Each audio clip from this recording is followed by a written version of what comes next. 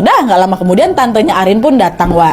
Beliau pun langsung lah ini kan menyampaikan keresahan keponakan-keponakannya ini.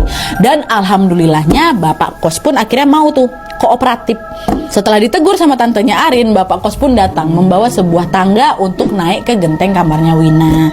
Gak lama kemudian bapak kos bilang, nggak ada kok, nggak ada bangkai tikus, nggak ada juga bangkai hewan lainnya. Nah, mendengar penjelasan dari bapak kos itu, entah kenapa Arin mendadak teringat dengan apa? Kalian juga pasti ingat kan? Dengan sosok kuntilanak berwajah hancur yang sering muncul beberapa hari belakangan. Kalau dipikir-pikir kan sosok itu mukanya penuh apa, Wak? Penuh kan? Nah, hal itu pula lah yang membuat Arin berpikir kalau si sosok ini sengaja mengganggu mereka malam itu. Tapi meskipun demikian, Arin ini berusaha untuk menepis semua pikiran buruknya dan melupakan kejadian tersebut.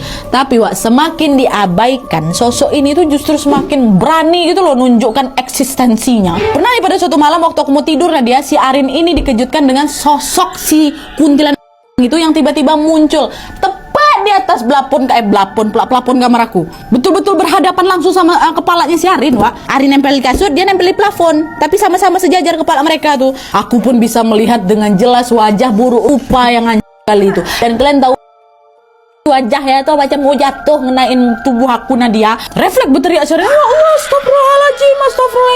Malam itu juga Arin langsung nelpon bapaknya, Wak, diceritakan itu semua sama bapak ya kan. Nah, bapaknya yang khawatir pun langsung meminta, udah nak, kau besok balik aja dulu ke rumah, nak. Iya pak, besok aku balik ya. Iya bapak tunggu. Sesampainya di rumah, Wak, Arin pun langsung diruqyah itu sama kakeknya. By the way, kakeknya si Arin ini memang punya kemampuan untuk mengusir makhluk-makhluk gaib, Wak, ya. Akan tetapi pada saat itu si kakek juga menyampaikan satu fakta yang cukup mengejutkan bagi Arin.